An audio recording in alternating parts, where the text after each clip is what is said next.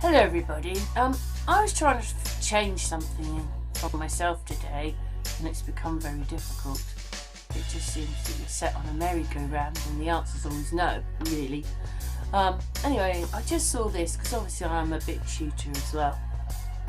It says, is this theft? Banks won't give us our money.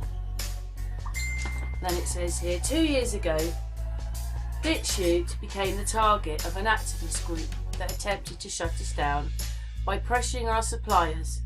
As a result, we lost some of our hosting, our office space and other supplies. We also lost our bank account with HSBC, a bank account we've had in good faith standing without any issue since we launched in 2017. We initially tried to open a new account with a different bank and transfer our money. However, the new bank rejected us just as the funds had reached them. Our money was returned to HSBC, but we could no longer access it, and even today we still have not retrieved our money from SBC.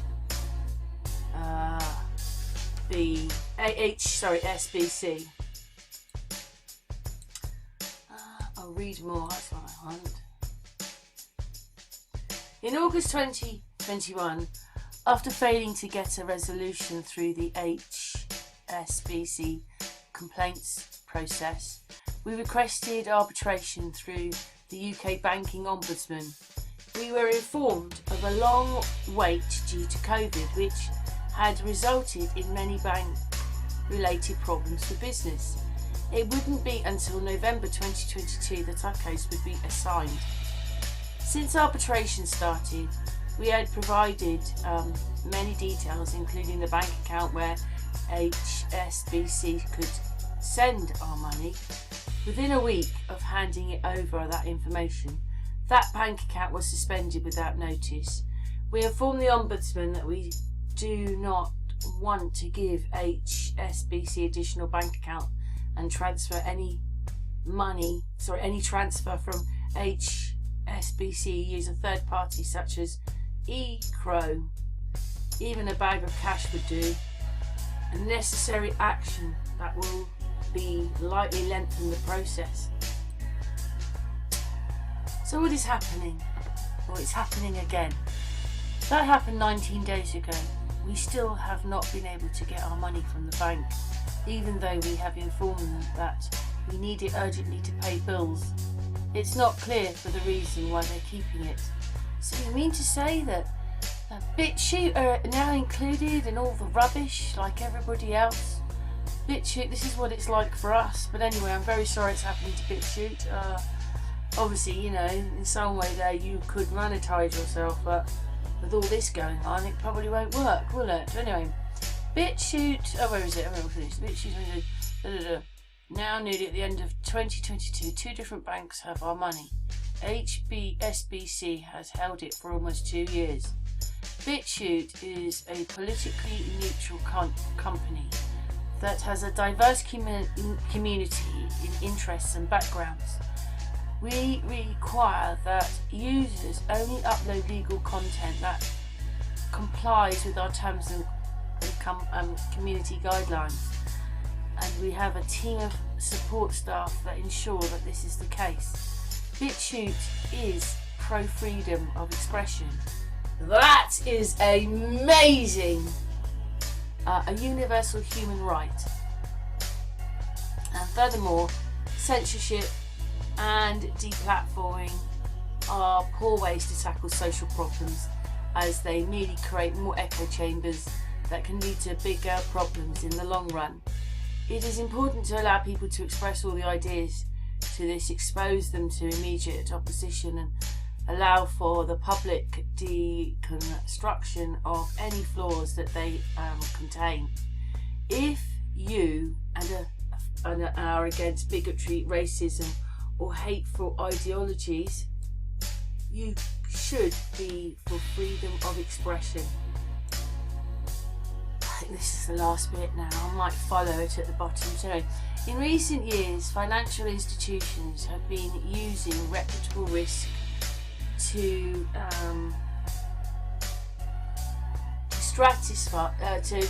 stealthify, engage in political discrimination. If a financial institution takes action against a lawful company for its commitment to freedom of expression, that should be a very real reputational material risk for the financial situation. The idea that people or companies can be excluded from the monetary system and have their assets frozen over an opinion of law action is despicable. This discrimination must be wholeheartedly rejected if we are to keep free and open societies. Well, I agree with that bit.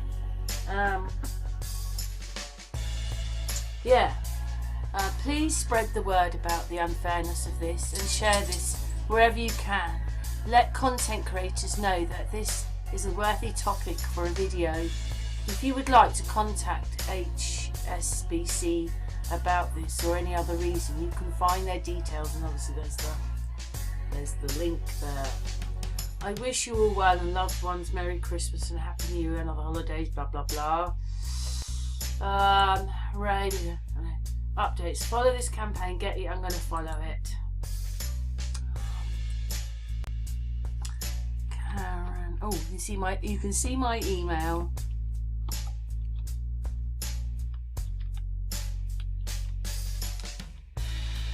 You can contact me there. I do use another one as well, but you can contact me there. Let's admit that. So that's gone off. Prayer requests. Please click the prayer button now to let the campaign owners know that you are praying for them. Wow. Prayer written using cursing or hate will be. I'll just put good luck. Good luck. Whoops. Can't even spell. Good luck. Prayers. Just put my name in. Yeah, it's probably a horrible thing they're dealing with as well, because, you know, what do they care? Just gonna make the email. Sending encouragement. What have I done wrong? Oh, I see it's coming out. Yeah, look at that, James 516. We've done that now.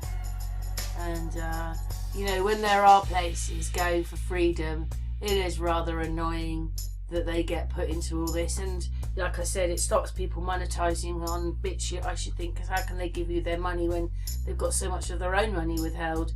But anyway, what does everybody think of that then? BitChute seem caught in the... Probably because they're trying to remain free speech is why it's happening. Because these Romans will do anything to ruin anything. We've done the video about Ireland. There's loads of other things they've done. They won't let us go. We want them to let us go, but they won't let us go. These Romans will do anything to keep us.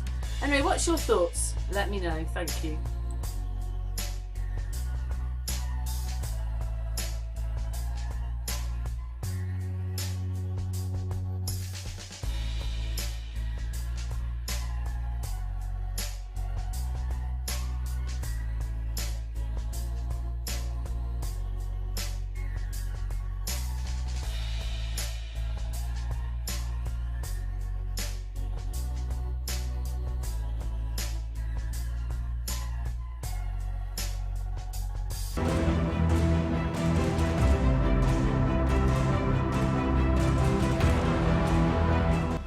Hey, hello everybody. I'm here with Amy today. Hello, Amy. Hi, Karen. Hi, everyone. Amy's going to listen to a little story, aren't you, Amy? Yes, that's right, Karen. I was just telling Amy, because we've just been, you know, the videos that have grabbed me lately are, well, the one about Twitter's quite good as well, but that's not out yet. But the Irish one's out tomorrow, but this will go out after it's out, Amy. Crazy, yes. that, isn't it? But the Irish one and the one I did with Alan about syntax law, you know, and the one in Ireland sort of runs into the whole thing, because he's talking about the dead entity and all that, so they understand all that. And on that we were talking about kings and queens, and I was thinking, well, maybe, and I told you this person did much more, and They didn't put her in history because, obviously Victoria, there was a story about her, but this one didn't. She wasn't very exciting and all that. But when you realise what she did, I think it's a completely different story. Yes. We might have to, Yeah. we might have to find two bits of it. But I'll just read this little bit, and obviously, Amy, then you can then say something. If you don't look into this closely, you'd be forgiven for thinking we only had 3 queens, Queen Victoria and Elizabeth's. Perhaps the least celebrated in the line of overlooked women is Queen Anne, 1702 to 1714, was the woman who unified England and Scotland, took ownership of Gibraltar, and helped galvanise Britain's maturing two-party political system. Well, I'd say that's quite a lot, don't you, Amy? Oh, it is. And when I looked it up, it said that yet her time on the throne changed Britain forever. It says Queen Anne, the younger daughter of James II, is often overlooked by historians, yet her time on the throne, 1702 to 14, changed Britain forever. So just Why that would one they? statement. So they obviously, it looks like Victoria did a lot of change, but she obviously didn't. And even Buckingham Palace, it was changed before she moved in, and she bought it from someone else. But then it became the house where the royals live or are supposed to live. Yeah. That's crazy, isn't it? When she's done so much. I mean, this bit again. She unified England and Scotland, took ownership of Gibraltar, helped galvanise Britain's maturing two-party political system. I think that's quite a lot. It sure is. That's an awful lot. I mean, when did they say anything nice? I mean, what could they say nice about Boris or Putin or Biden or Trump? Really, come on. That's right. Big jokes. And I'll read something more. It says, despite this, the fleeting reign of a shy, overweight Brandy Nan. Oh my God. Anyway, she reigned for 12 years. It's not fleeting, is it? 12 years. Right. I mean, it's not as long as Queen Elizabeth or something, but it's still a good amount of time. Yeah, and we don't even know how long Charles is going to last, do we? That's true. So if he lasted 5 years, what are we going to say that it was fleeting? He was really fleeting. Yes. That's just ridiculous. But it says basically she's been dismissed by historians. Why? Oh, I know. She sounds an amazing woman because they're not saying anything bad about her. Exactly. Right, what else does it say? There's a little bit more. I think they've obviously taken it from a book because there's a biographer here. Whoops. Oh, okay. If you could blame anyone for Anne's snubbing through history, it would be far most famous biographer and former friend, Sir Richard. Oh, no, that doesn't really. Yeah. Anne's death did little to soften her ex-friend. I don't know. I think that's about the woman. Anyway, that's there's a bit more here. Modern day medical experts, or no, I think that's something else. Oh, it's the monarch. Okay, so why is that in there? Oh, she had a form of lupus, which can cause chronic arthritis, repeated miscarriages, and joint pains in the hands and legs. Blighted with ill health, Anne's life was filled with tragedy. Some historians believe she suffered from depression following so much bereavement from an early age. By the time she was 16, she'd lost her mother, her favourite governess, and 6 siblings. Cool. Some of this may help to explain the intense attachment she developed towards chosen women throughout her life, something her father James II noted and greatly disapproved of. From 1685 to 1700, Anne lost 17 children. Oh my God. Oh, that's horrible. Wow. I mean, in a way, she's a hero, isn't she, for even trying? Yes, she is. Through that would have done me in. Oh, sorry, Amy, carry on. Oh, I just said that would have done me in. So that's really amazing. that she could Wow. hold up against above all of that, and do as much as she did and do all that Wow. she did. Assuming that this is some history about her and not all made up like it usually is. But anyway, Yeah, right. through miscarriage, stillbirth, and disease during infancy and childhood, her final devastation came when Prince William, her last surviving heir, died in 1700, aged 11.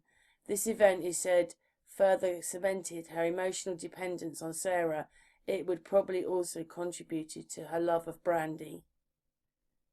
Oh, And then Anne, devout Protestant faith, persuaded her to break with her father James II, was deposed in 1688, glorious revolution, with her blessing to be replaced by the joint rule of Anne's sister Mary II and her husband. Okay, just carry on. William of Orange, who Anne despised. When William yeah. died in 1702, Mary had 8 years earlier and became queen aged 37. Unlike her best friend Sarah and her sister Mary, Gregorius' sister Mary, Anne was painfully shy and struggled famously in conversation. While her staff could script her speeches, the moment things went off script, Anne was said to fall apart. Oh, God. Well, you know all this stuff about her, do they? Anyway, physically destroyed by 18 pregnancies. And has it just grown? I thought it was 17. It says she lost 17. She must have had one then. Anyway, it said 17 and now it says 18, but never mind. What I'm looking at says it was pregnant 18 times between 1683 and 1700. Only 5 children were born alive, and of these, only one, a son, survived. Yes. They said lost 17 children, had 18 pregnancies. Yeah. And also suffer from gout and severe nearsightedness. Modern day medical experts also suspect she had a form of lupus, which can cause chronic arthritis, repeated miscarriages, and joint pain in her hands and legs. So Sarah was her friend. Yeah. I don't know. Anne died in 1714. A stroke had rendered her unable to speak. She'd been unable to walk for months, and her body was so swollen she had to be buried in a vast square-shaped coffin. Oh no. Well, how big was she then? Yeah, that's awful. Wow. Yeah. Maybe she was a giant too. But anyway, despite her misfortunes, many of which sadly learnt themselves to ridicule, Anne achieved a great deal in her 12-year reign, and without it, Britain as we know it today would not exist. So really she's a baddie, isn't she? Well, yeah, when you put it that way. Yes, when you put it that way. The monarch. Through Sarah's biography, portrayed Anne as weak. Because this is UK, it's obviously following a book. She actually wielded considerable power during her reign, as demonstrated by Sarah's own expulsion from the court. It was Anne who finally achieved the unification of England and Scotland in 1707, something England had been chasing for centuries. Cool, I wonder how she did that then. We might have to just quickly look that up. Anyway, Anne led England's fight into the War of Spanish Succession, which lasted her entire reign. Wow, so she was at war the whole time as well. Yes. She was in emergency law, Amy. That's right. Following England's military success throughout the war, the UK received Gibraltar in its final settlement and oversaw, because that's a gateway, isn't it, Gibraltar? Right. It goes into the Mediterranean and it's the bit between, Spain and Morocco or Algiers, whichever one's in front of it. Can't think now. Well, both of them. Yeah, I think that's right. Yeah. Anyway, I've lost that. Anne oversaw huge developments in Britain's two-party political system, which first the Whigs and then the Tories obtaining dominance. Again, Sarah's role in it failed power by grab by the Whigs was a major factor in her final fall from grace. Though she failed to produce an heir. Yes, because I think the boy child died. Right. Anne ultimately left the country for more stable and united than when she took it on. Anne ultimately left the country far more... oh, I see, when she died. Right, we'll just read a little bit more. There's a little bit more. Oh, so did she actually have lesbian lovers? Oh my God. Oh no. We probably will never know. This was a time when sexuality was not clearly defined. I will leave that bit. You can just read that bit. Stop the video and read it if you want. Yeah. Is that the end? Oh, got ears and everything. That's the end. All those things there. Well, that was interesting. Can we just... so Yeah. hang on, Amy. We're just going to look something up.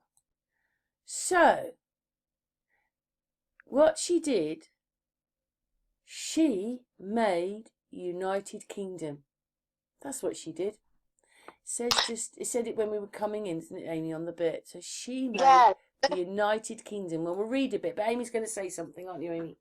Yes, it said that Queen Anne oversaw the Treaty of Union and the Acts of Union, bringing England and Scotland together under a single Parliament of Great Britain. She reigned from 1702 to 1714. The 18th century was a time of radical change across Britain. So that's how she did it, I guess, through this treaty that was then passed in Parliament, or that brought England and Scotland under one Parliament, the same Parliament. Yeah, do you know what? She was the last of the Stuarts. They sound Scottish, don't they? Yes. I don't think James II was. I think he was a dark-skinned person. Remember, we did them. Oh, yes, I remember that. I can't remember if it was the first one or the second one, but, you know, anyway. And even probably Henry VIII was, so was Elizabeth I, and so was Mary. Darker-skinned people. Oh, yes. I mean, if you actually look at Queen Victoria's son, the one that came to power after she died, he looks very Indian-like in some of the pictures. She's got very dark skin, but anyway, yeah, grey-looking skin. But anyway, we want to go on a little bit. For somebody that looks ill, some of these paintings are a bit nicer of her. So that's about Anne. Yeah, no, sorry, going on. There's adverts everywhere. The story doesn't talk anything about the government. Oh, the government bit. Just flipped back up. Sorry about that. Now what's that? The Battle of Blenheim. I'll read that bit. It says, "Oh, it's Blenheim Palace. Oh, we did that one, Amy. Do you remember it? It looks like a Roman Empire place. I'll show you the picture and then we'll read the bits. There you go. We done that one. I mean, look at it. It's much nicer than Buckingham Palace. Oh, yeah. And that's kind of what Buckingham Palace looked like before they built, because they built the bits like on here and they built it round, and most people don't realise that that's behind the front bit. Anyway. Yeah. It says the Queen was with tears running down her cheeks, gave Pig a miniature of herself on 1,000 right. The year 1743, there was another great victory of Ramillies, yeah, followed by another at whatever that place is, Oudenarde rather, in 1808, and that's Maple, whatever that is. I'm sorry, I'm just anyway, that's 1709. These are wars. To show the Queen's appreciation, Anne and the Parliament gave the Parliament the Duke of Marlborough land at Woodstock in Oxfordshire and built him a magnificent house called Blenheim Palace. Right. Another famous member of the Churchill family, Winston Spencer Churchill, was born there in 1874. Oh, wow. Blimey. It's beautiful, this place. If that's what you build for someone, God. Yeah. In 1704, the English captured Gibraltar, and the Treaty of whatever that is in 1713 ensured that England had a permanent foothold on the Spanish mainland. The reign of Anne, because they were fighting with the Spanish. The reign of Anne was a brilliant one, and one which included many exceptionally talented men. Swift, Pope, Addison and Steele were writing prose and verse. Sir Christopher Wren was finishing the building of St Paul's Cathedral, and Locke and Newton were propounding their new theories. The United Kingdom of Great Britain was created during her reign by the union of England and Scotland. That's all it's really going to say. That's it. Yeah. I wonder if I press that, what happens? Yeah. 1 second, Amy. I'm going to press it and we'll see what happens. Oh, wow. That's really fascinating. The United Kingdom of Scotland and England had been proposed for hundreds of years before. It actually happened in 1707. So you come along a bit later with the corporation called Independence Day. That's right. Suspicion and mistrust between two countries had prevailed the union throughout the 17th century. The Scots feared that they would simply become another region of England, being swallowed up, as happened to Wales some 400 years earlier. For England, the fear that the Scots may take sides with France and rekindle the Oud alliance was decisive. Yeah, I couldn't say it. England relied heavily on Scottish soldiers, and to have them turn down ranks with the French would have been disastrous. In the late 1690s, however, thousands of ordinary Scottish folk had been tempted to invest their hard-earned money in a plan to link the two great oceans of the world by establishing an over-trading route between the Pacific and Atlantic. Almost every Scot who had £5 in their pocket invested in the Darien scheme to establish a Scottish colony in Panorama. Wow, God, what is this on about? Let's carry on. Poorly named, the venture ended in 1700 with significant loss of life and financial ruin for the Kingdom of Scotland, with many influential individuals and whole families left bankrupt by the disaster. Wow, have you ever heard that before? No, I've never heard that. A few financial incentives appear to have convinced some dithering Scottish MPs of the potential benefit of a union with England. In the words of Robert Burns, the Scottish MPs, were bought and sold for English gold. Wow, let's go to the next bit.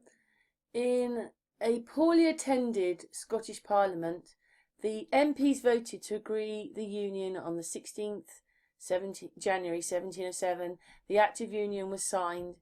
The Act. So basically, you know, they've had Ireland with the potato famine. They got so poor, 3/4 of the people moved out. Then you've got this happening, something bankrupting the country. So they were basically forced to join with England. Yeah, I think so.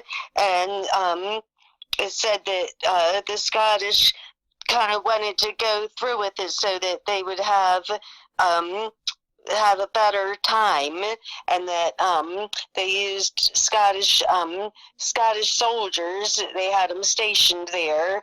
I mean, not Scottish, I'm sorry, English soldiers, to kind of encourage them.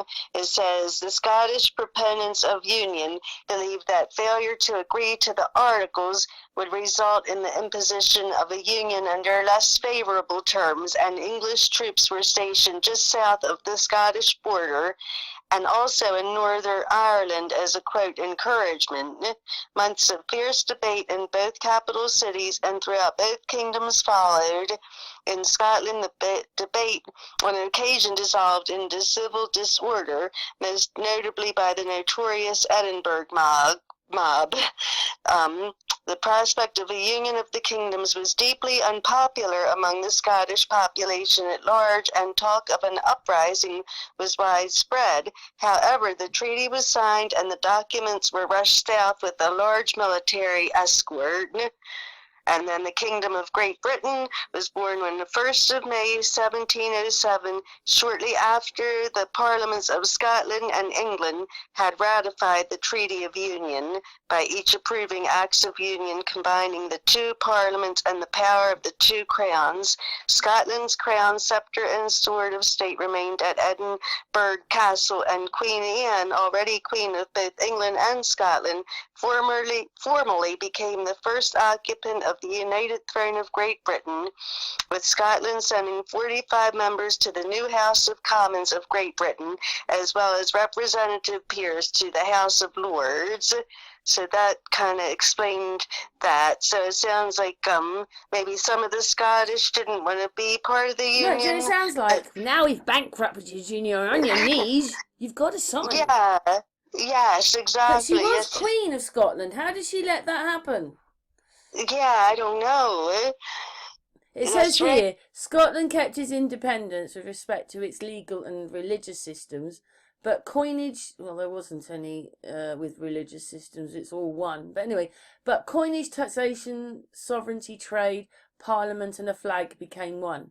The red cross of St. George combined with the blue cross of St. Andrew, resulting in the old Union flag. This is probably called the Union Jack, although strictly speaking, this only applies when it's flown on the jack staff of a warship. Other than that, it's the Union flag.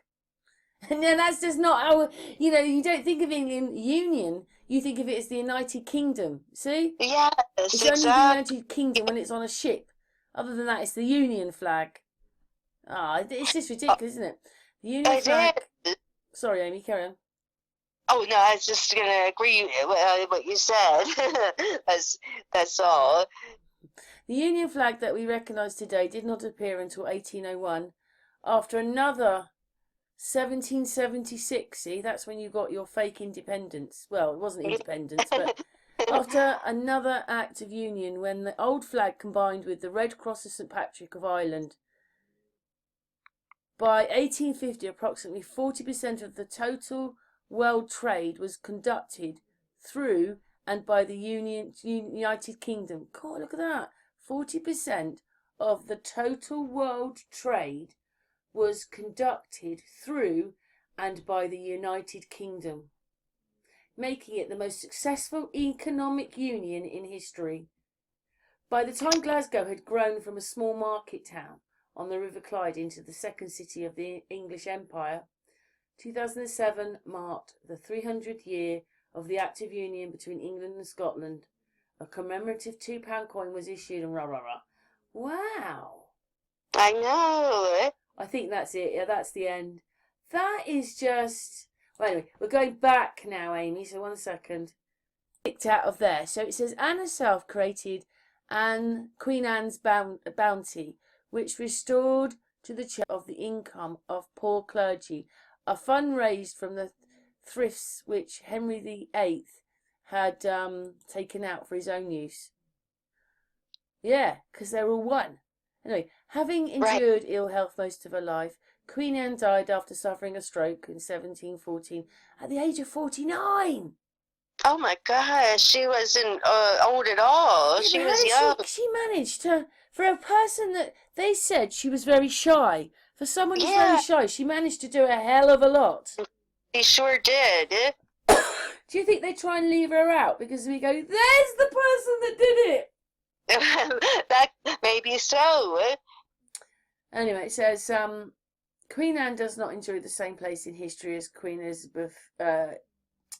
History as other queens of England, perhaps because she lacked the charisma of Mary I and Elizabeth I and Victoria. Yet in her reign, great deeds were done.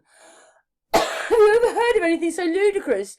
Just because she might not have been so charismatic as the rest, we don't remember. None of us knew Victoria, did we, to know how charismatic she was? So all we want is the history. That is such a pathetic answer. I've never known anything so pathetic in my life. Oh, me neither. I know. Yeah, in her reign, deeds were done. Yeah, deeds. Horrible deeds. During her reign, she oversaw the creation of the United Kingdom. Britain became a major military power, and the foundations were laid for the 18th century golden age. Well, Wow, 1 second, Amy. So, she was Queen of England, Scotland and Ireland. Under the Acts of Union reign, well, we know it's 12. She was the House of Stuart, Anglican. Her father was James II, and James VII, because they were also kings in other countries. A bit like Prince Philip had titles in different countries. yes. So That's how to do it. Yeah. So you might not realise that because they're always saying the King of England.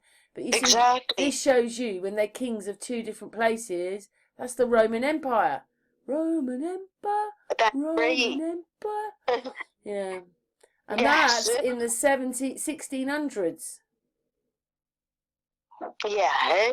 So Queen Anne was Queen of England, Scotland and Ireland. She was born 8th of March 1702. Oh, sorry. She was Queen of England from March the 8th, 1702 until May the 1st, 1707.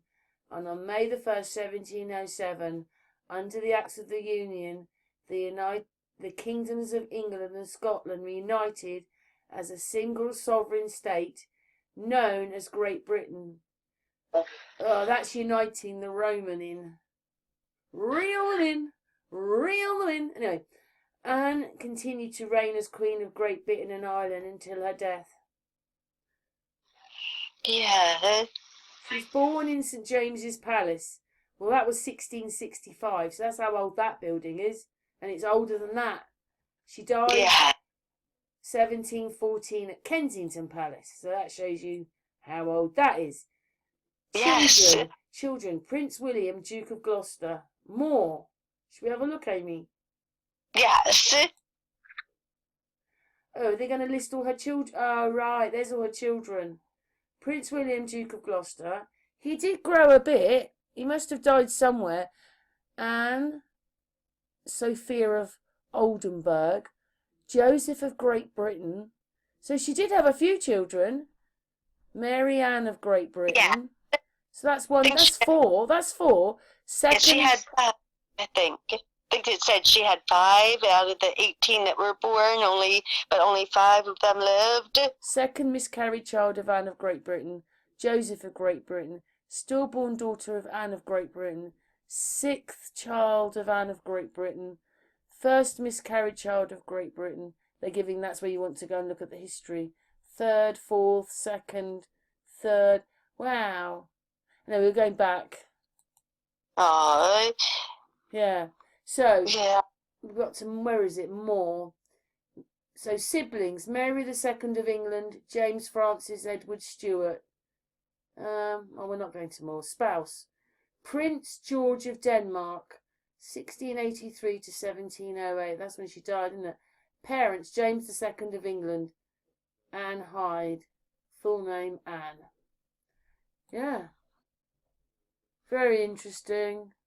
She must have been one, saying that she's not charismatic, she must have been one hell of a woman.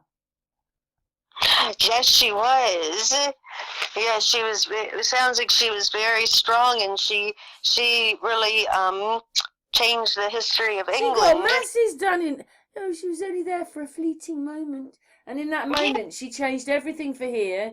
And what she did was masses of it. She did. Yeah, I know. It sure was. She actually made the United Kingdom. The UK, yeah. No, they don't. When they talk about the flag, they don't actually really say it's in her reign or anything, do they? You don't associate that Union Jack with her.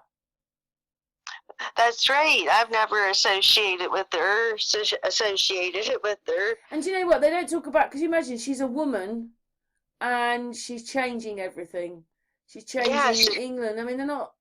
Imagine what she had to go through. She was quite young when she did it, because she died at 49. So she must have been in her late 30s when she did all this. Yes. Wow. Yeah, it's really amazing. But you're the rotten person where we've got that Union Jack. Yes. She was obviously a lot more important than that. Yeah. Weird, Amy. It's amazing that you thought of her. Well, because I just remembered that you know, like, she's just a bit of royalty they don't really talk about. Why? She did amazing. I mean, when I say amazing, that doesn't mean it's good. Exactly. Yeah, I'm not saying it's good per se. But right, so it says, what is she famous for? We'll read it again. Okay. Queen Anne, 1665 to 1714, was the last of the Stuart monarchs. And they're Scottish, aren't they? Yes. Remembered for achieving the union of England and Scotland in 1707 and for bringing the War of the Spanish Succession to a conclusion, and then changing oh,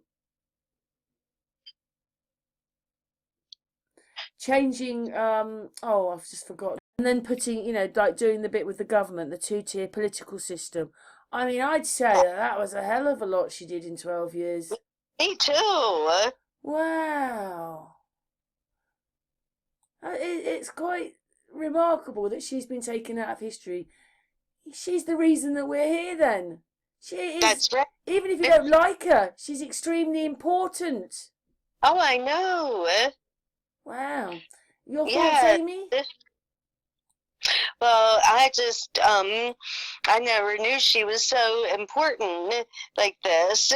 And it's just strange that they don't really talk about it. I mean, she really did so much.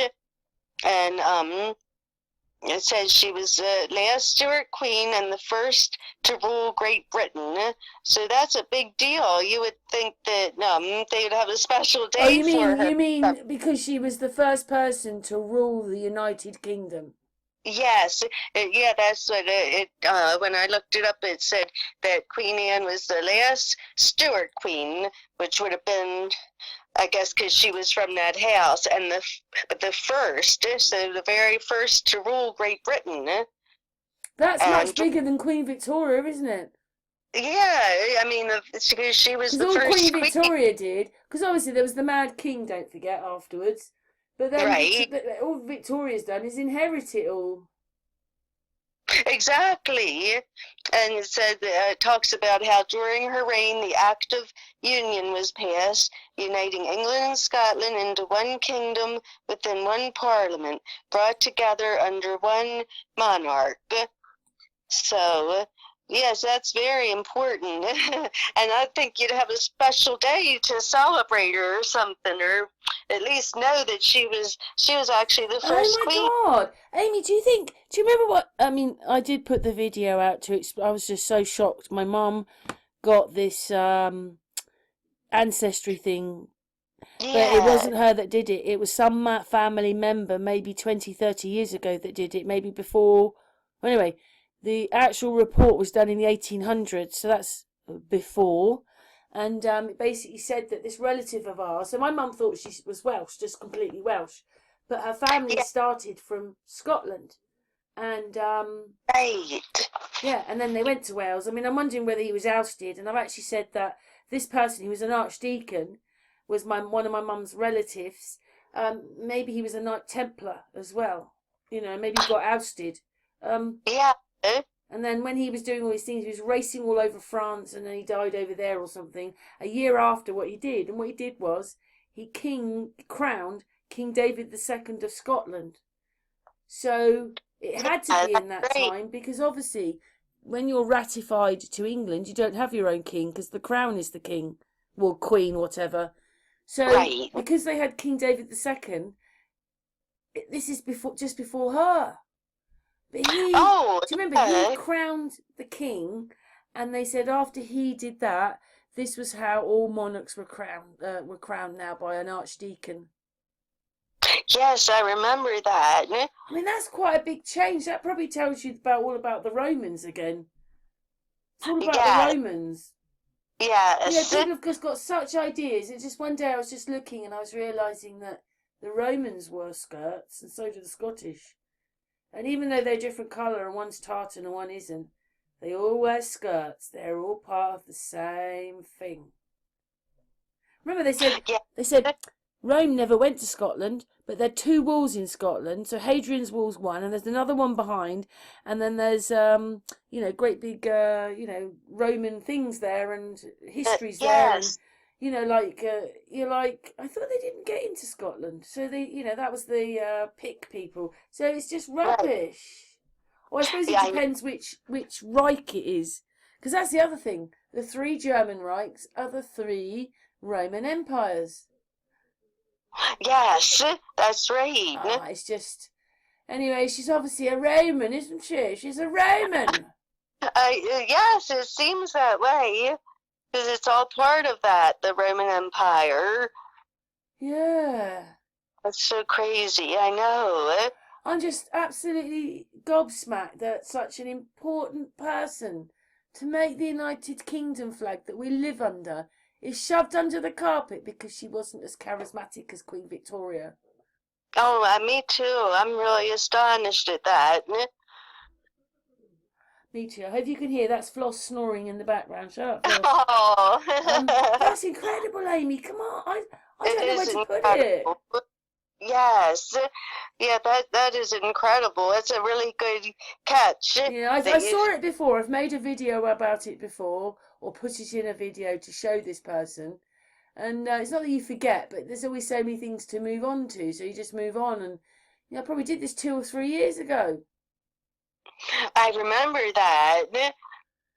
Yeah, she was just included in, because I saw it when we were looking up history, because they said they didn't really talk about her.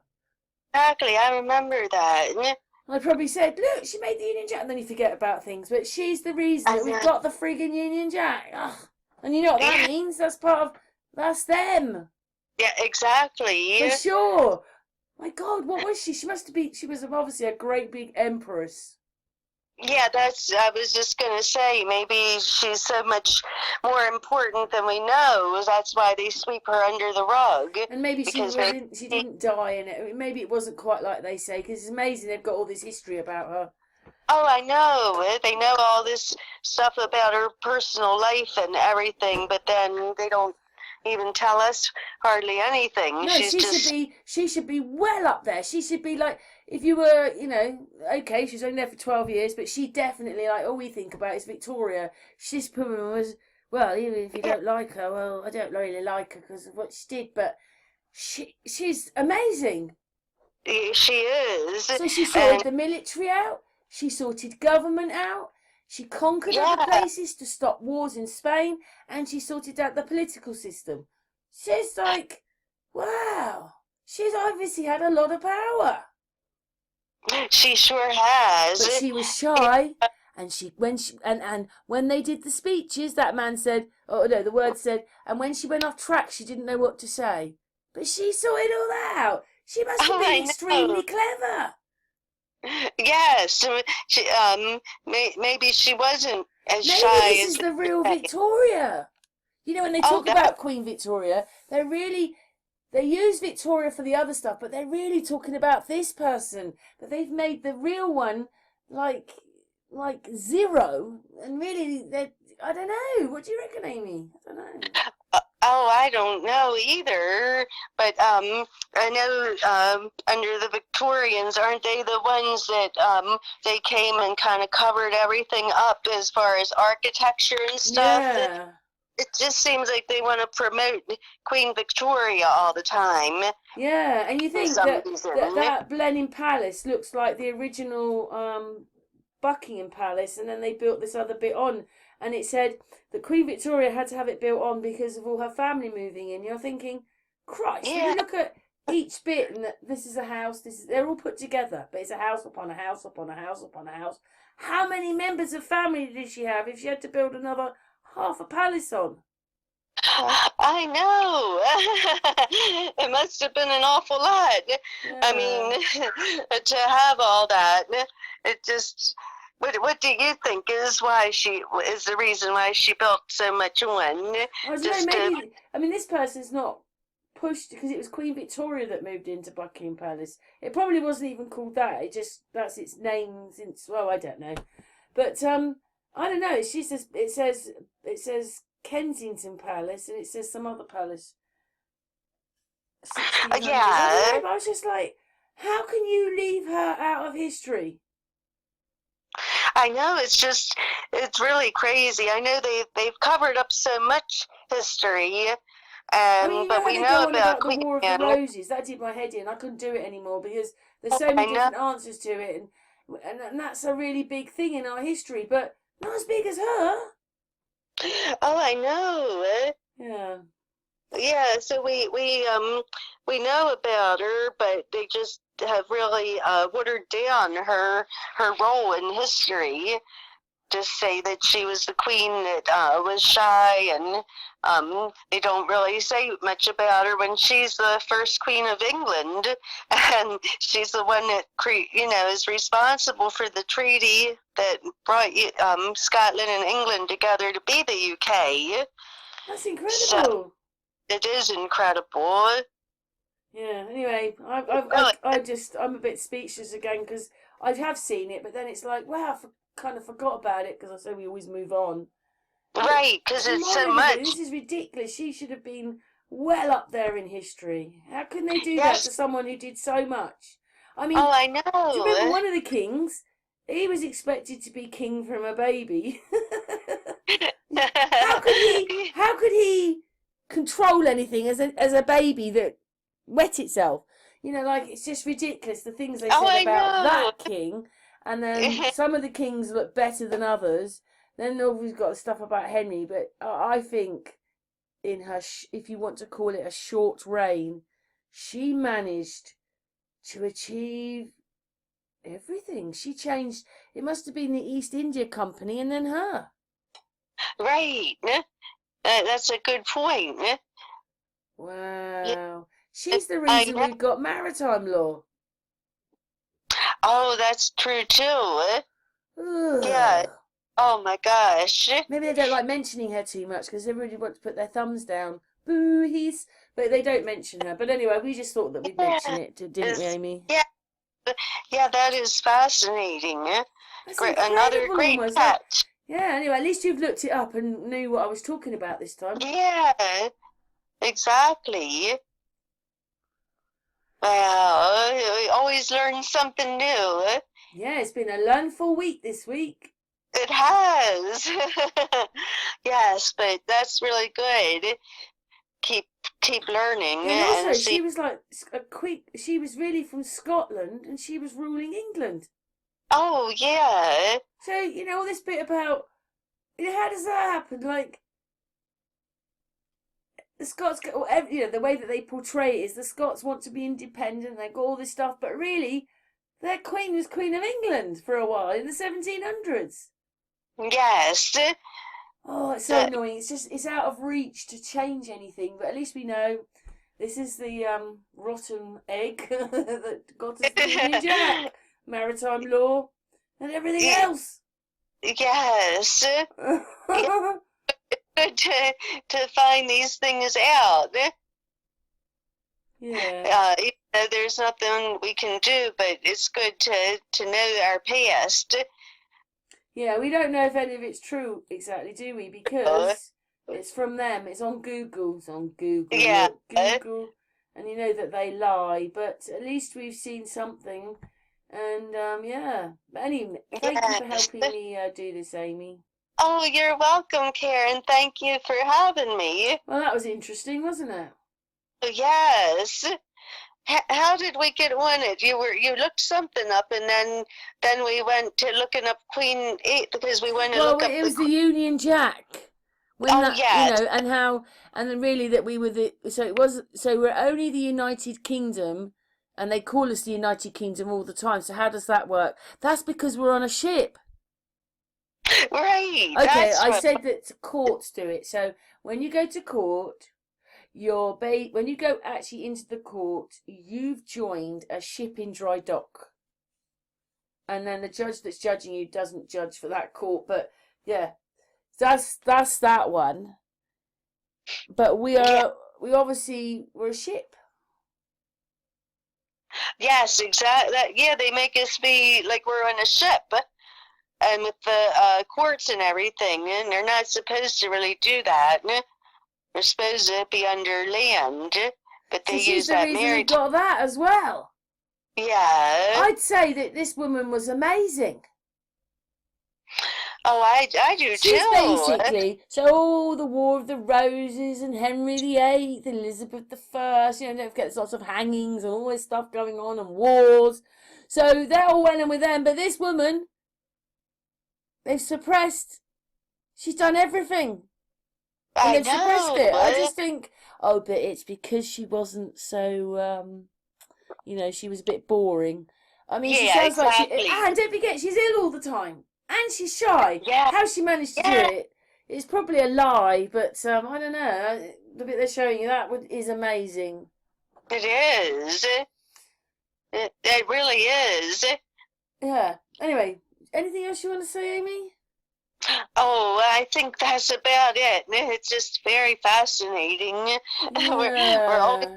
We always learn something on your channel Says that we here, didn't good know. Queen Anne. Yes. Anyway, Amy, thank you for that. Thanks for helping me. Oh, you're welcome. Thank you, Karen. Bye, everyone. Bye. Bye, everyone.